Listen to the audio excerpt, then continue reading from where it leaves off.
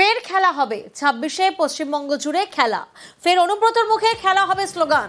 সাঁইথিয়ায় football ম্যাচের উদ্বোধন, আর সেই উদ্বোধনে খেলার বার্তা দিচ্ছেন অনুব্রত মণ্ডল।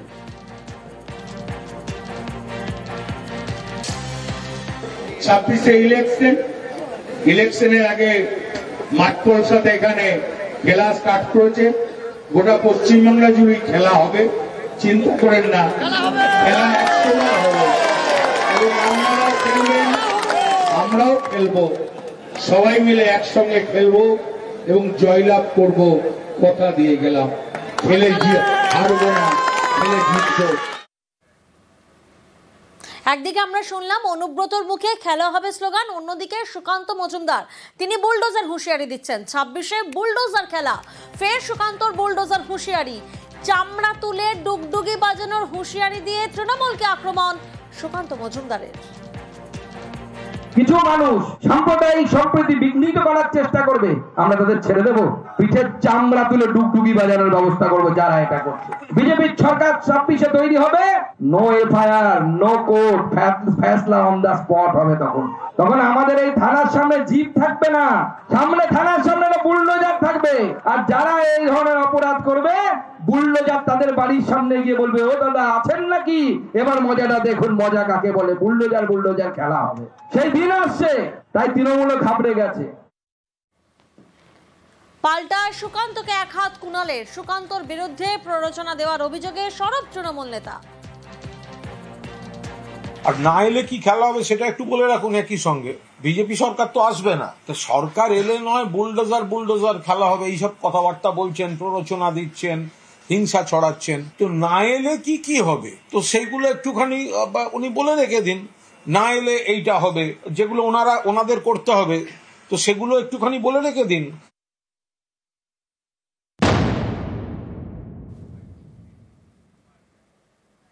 পশ্চিমবঙ্গে গেরুয়া ফতোয়া, মাছ মাংসের দোকান বন্ধ করার নির্দেশ। 26 এবং 27 অক্টোবর দোকান বন্ধ রাখতে ফতোয়া, কারণ ছট পুজো উপলক্ষে বিজেপির নির্দেশ। অন্ডালে বিজেপি কর্মীদের হুম্বিতম্বিতে বিতর্ক দানা বেঁধেছে। মাছ মাংসের দোকান বন্ধ রাখতে হুমকির অভিযোগ।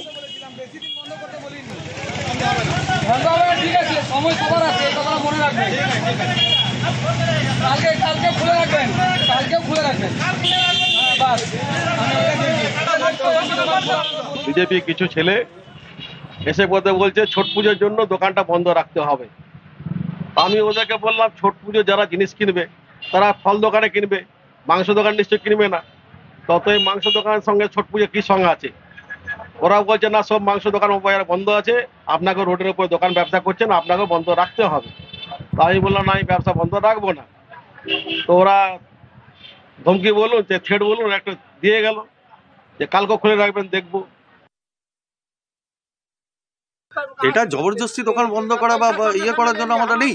আমরা একটা রিকোয়েস্ট করলাম যে দেখুন, এই একটা যে পুজো, রাস্তা ধোয়া হয়, ঝাড় দেওয়া হয়, এবং সেই জায়গাতে যদি এরকম একটা মাংসর মানে কাটার জল বা মাছ ইয়ের মানে সেটা যে অপবিত্র যেন না হয়, তার চেষ্টার জন্যই তাকে দোকানগুলোকে বন্ধ করতে বলা হয়েছে।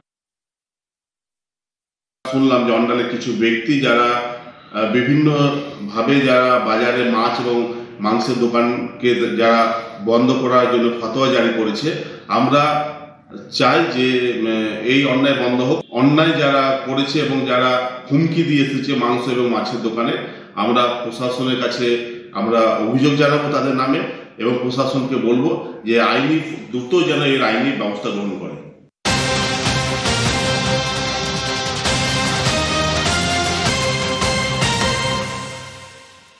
নজর রাখবো ধর্ষণে অভিযুক্ত বিজেপি নেতার নাবালক ছেলে।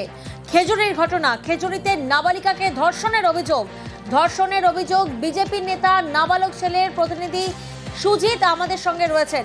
সুজিত, ঘটনা যে ঘটেছে একেবারে নিন্দনীয়, এবং যে ঘটনা খেজুরিতে ঘটেছে সেখানে বলা যায় যে পুলিশি পদক্ষেপ শুরু হয়েছে, কিন্তু মানুষজন চাইছেন যে এই যে ঘটনা তার যেন উপযুক্ত শাস্তি পায় এবং তদন্ত করে দেখা হয়। কেন না, যেখানে খেজুরিতে নাবালিকা বা শিশুর ধর্ষণের ঘটনা, এখানে বিজেপির ভূমিকা নিয়ে তীব্র ক্ষোভ, কারণ বিজেপি পরিচালিত পঞ্চায়েতের প্রধান তিনি টাকা বিনিময়ে বিষয়টিকে চাপা দেওয়ার একটা বলা যায় পদক্ষেপ নিচ্ছিলেন, যদিও সেটা সফল হয়নি। শেষ পর্যন্ত পুলিশ জানতে পেরে পুলিশের কাছে খবর যাওয়ার পর পদক্ষেপ গ্রহণ শুরু হয়েছে, কিন্তু গোটা ঘটনাকে ঘিরে শোরগোল শুরু হয়েছে খেজুরি ঘিরে।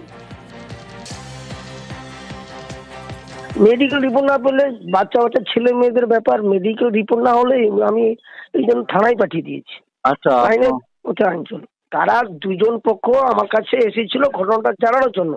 সেই ঘটনা যা জেনেছি, জানার পর থানায় পাঠিয়ে দিয়েছি, মেডিকেল রিপোর্ট করবে তারপর কি হয়। ও প্রথমে বাড়িতে এসে বলেনি, সন্ধ্যেবেলা থেকে ও মা জিজ্ঞেস করছে, বলছে এরকম কেন কি হয়েছে, তখনই ও বলেছে। না, গ্রামের বর্ষাটা বসেছিল, কিন্তু আমরা গ্রামের স্টেপ নিয়ে আমরা আইনের পথে এগিয়ে গেছি। তো আমরা ওনাদের কারো কথা শুনে আমরা বসতে চাইনি, ওরা বসছিল, তো ওদের কথা আমরা মান্যতা দিই, আমরা ন্যায় বিচার চাইছি। আর এবার নজর রাখবো জঙ্গলমহল থেকেই জঙ্গল বিক্রি। ভুয়ো নথি তৈরি করে বন দফতরের আস্ত শালবন বিক্রি করে দেওয়া হয়েছে। চাঞ্চল্যকর এই অভিযোগ ঝাড়গ্রামে। আর এই বিষয়ে বন দফতর নাকি কিছুই জানতো না। অভিযোগ প্রকাশ্যে আসার পরে তারা সরকারি জমিতে বোর্ড বসিয়েছে। বন দফতর দাবি করছে কয়েকজনকে তারা নোটিশও ধরিয়েছে।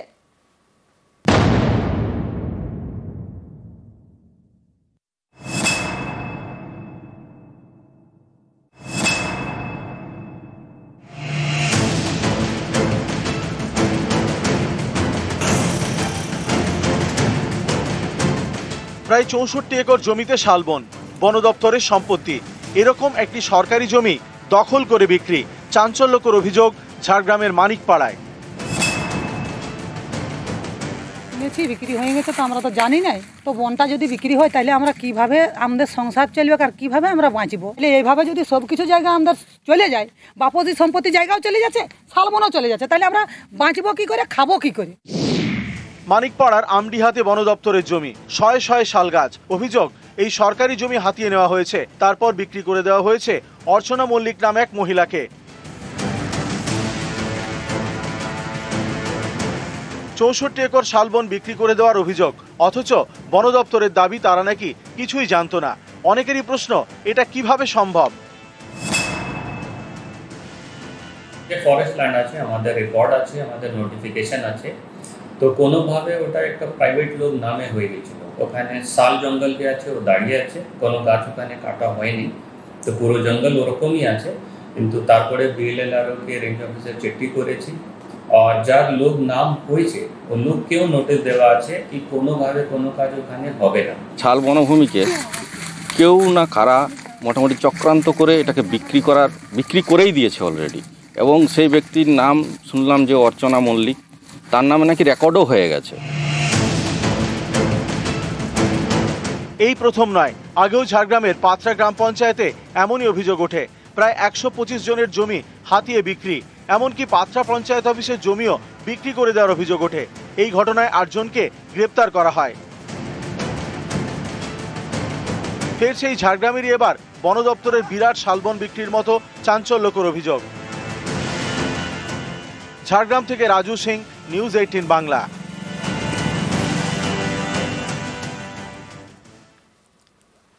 দেখুন, চাষের জমি ছবি আপনাদেরকে দেখাচ্ছে। এই চাষের জমি মাসের পর মাস জল জমে রয়েছে, আর এর জেরে চাষ করতে পারেননি কৃষকরা।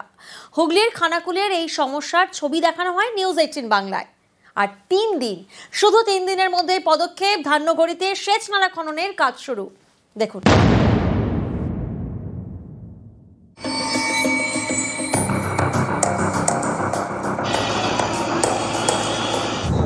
এটা কোনো জলাশয় নয়, চাষের জমি। একদিকে বৃষ্টির জল, আরেকদিকে ডিভিসি ছাড়া জল। জোড়া ফলায় বিধ্বস্ত হুগলির খানাকুল। মাস চারেক ধরে জল জমে রয়েছে খানাকুলের বিস্তীর্ণ চাষের জমিতে। এর জেরে চাষ তো দূরের কথা, বীজ পুঁততে পারেননি কৃষকরা। বুধবার এই খবর দেখানো হয় নিউজ 18 বাংলায়। 3 দিনের মধ্যেই পদক্ষেপ। শনিবার থেকে সেচ নালা খননের কাজ শুরু করেছে সেচ দপ্তর।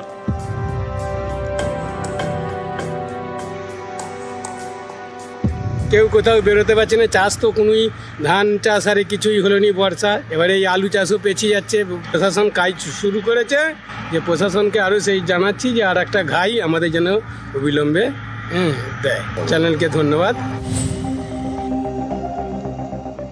খানাকুলের 3টি পঞ্চায়েত এলাকা মারখোনা, জগৎপুর এবং ধান্যঘড়ি, এই 3টি পঞ্চায়েত এলাকার মধ্যে দিয়ে বয়ে গিয়েছে অরোরা খাল। পাশেই বিঘার পর বিঘা চাষের জমি। এই খালে স্লুইস গেট তৈরি করা হচ্ছে, তাই বাঁধ দেওয়া হয়েছে। এর জেরে জমা জল বেরোতে পারছে না, জল জমে চাষের জমিতে। মাসের পর মাস ধরে সমস্যায় কৃষকরা। নিউজ 18 বাংলায় এই খবর দেখানোর পরে পদক্ষেপ। সেচ দপ্তরকে চিঠি দিয়ে সমস্যার কথা জানায় খানাকুল 2 নম্বর পঞ্চায়েত সমিতি। শনিবার থেকে ধান্যঘড়িতে সেচ নালা খননের কাজ শুরু হয়। সেই সেচ নালার মাধ্যমে চাষের জমি থেকে জমা জল গড়িয়ে পড়বে অরোরা খালে। সাথে আলোচনা করে চিঠি করা হচ্ছে ইরিগেশনে, এবং ইরিগেশনে বিভিন্ন দপ্তরে জানানো হয়েছে। জানানোর ফলে গতকাল ওনারা আসলেন, উপস্থিত থেকে সেখানে কাজ দেখা হয় যে কিভাবে কি কাজগুলো সলিউশন করা যায়, তার কাজ শুরু হয়েছে। হুগলির খানাকুল থেকে Subhadip Ghosh, news 18 Bangla.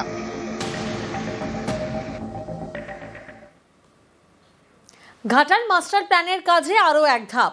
No cost মডেলে শুরু হলো শিলাবতী নদী এবং সোলাটোপা খাল সংস্কারের কাজ। এই মডেল অনুযায়ী রাজ্য সরকারের কোনো খরচ হবে না। নদী এবং খালের ড্রেজিং করা মাটি বিক্রি করবে ঠিকাদার সংস্থা। লাভের একটা অংশ রেখে বাকি টাকা দেবে রাজ্যকে।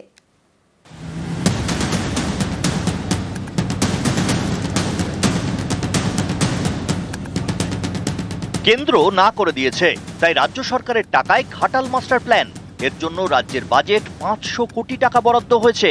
কাজ অনেকদিন আগেই শুরু হয়ে গিয়েছে।